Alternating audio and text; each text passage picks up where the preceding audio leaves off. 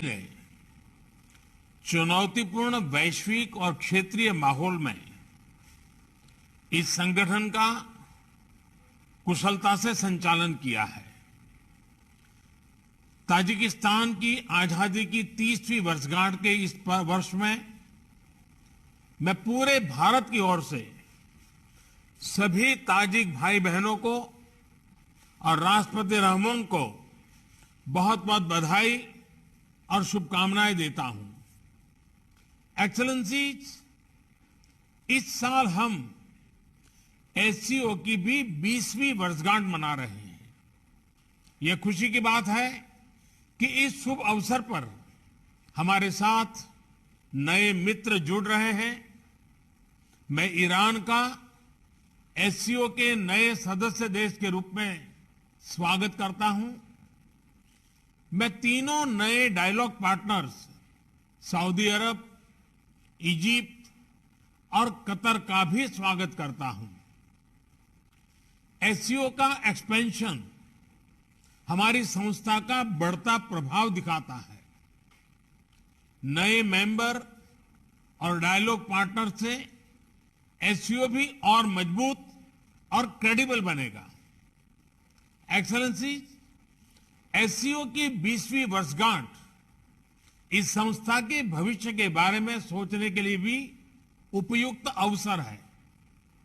मेरा मानना है कि इस क्षेत्र में सबसे बड़ी चुनौतियां शांति, सुरक्षा और ट्रस्ट डेफिसिट से संबंधित है और इन समस्याओं का मूल कारण बढ़ता हुआ रेडिकलाइजेशन है। अफगानिस्तान में हाल के घटनाक्रम ने इस चुनौती को और स्पष्ट कर दिया है।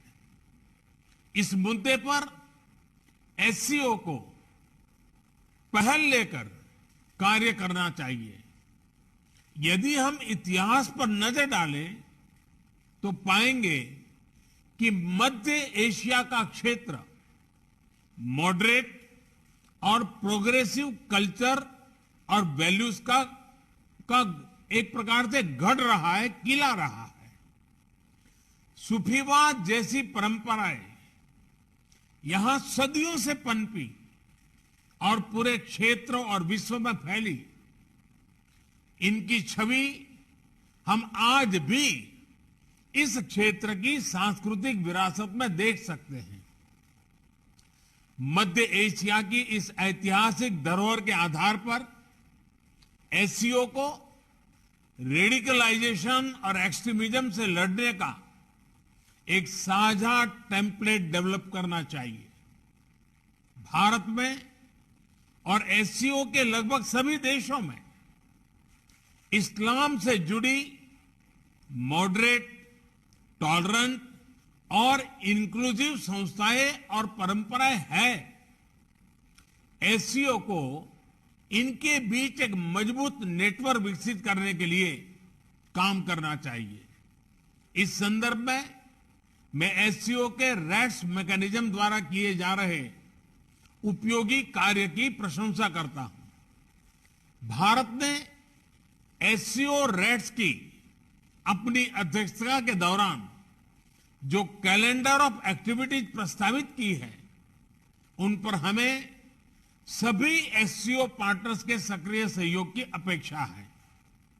एक्सेलेंसी, रेडिकलाइजेशन से लड़ाई क्षेत्रीय सुरक्षा और आपसी ट्रस्ट के लिए तो आवश्यक है ही। यह हमारी युवा पीढ़ियों के उज्जवल भविष्य के लिए भी जरूरी है।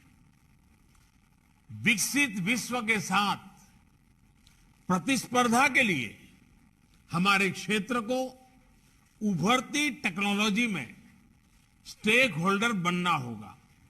इसके लिए हमें अपने प्रतिभाशाली युवाओं को विज्ञान और रैशनल थिंकिंग की ओर प्रोत्साहित करना होगा।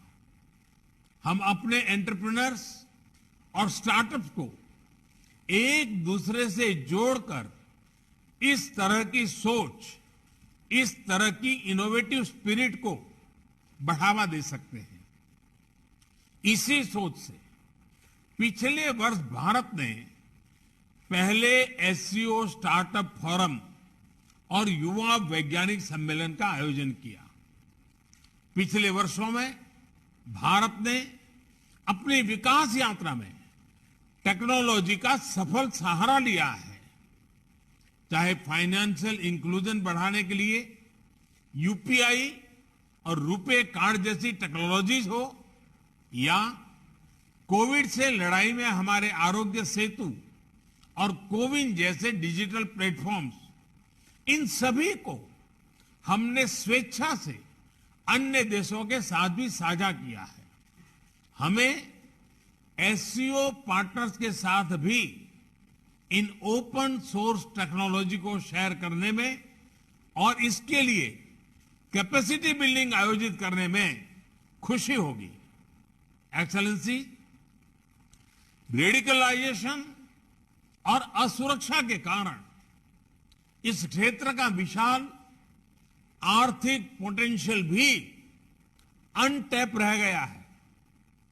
खनिज संपदा हो या इंट्रा एससीओ ट्रेड, इनका पूर्ण लाभ उठाने के लिए हमें आपसी कनेक्टिविटी पर जोर देना होगा। इतिहास में सेंट्रल एशिया की भूमिका प्रमुख क्षेत्रीय बाजारों के बीच एक कनेक्टिविटी ब्रिज की रही है। यही इस क्षेत्र की समृद्धि का भी आधार था। भारत सेंट्रल एशिया के साथ अपनी कनेक्टिविटी बढ़ाने के लिए प्रतिबद्ध है। हमारा मानना है कि लैंडलॉक्ड सेंट्रल एशियाई देशों को भारत के विशाल बाजार से जुड़कर अपार लाभ हो सकता है। दुर्भाग्यवश आज कनेक्टिविटी के कई विकल्प उनके लिए खुले नहीं हैं। ईरान के चाबाहार पोर्ट में हमारा निवेश और इंटरनेशनल नॉर्थ साउथ कॉरिडोर के प्रति हमारा प्रयास इसी वास्तविकता से प्रेरित है। एक्सेलेंसी, कनेक्टिविटी की कोई भी पहल वन वे स्ट्रीट नहीं हो सकती। आपसी ट्रस्ट सुनिश्चित करने के लिए कनेक्टिविटी प्रोजेक्ट्स को कंसल्टेटिव, पारदर्शी और पार्टिसिपेटरी होना चाहिए। इनमें सभी देशों की टेरिटोरियल इंटीग्रिटी का सम्मान निहित होना चाहिए। इन सिद्धांतों के आधार पर एससीओ को क्षेत्र में कनेक्टिविटी प्रोजेक्ट्स के लिए उपयुक्त नॉर्म्स विकसित करने चाहिए।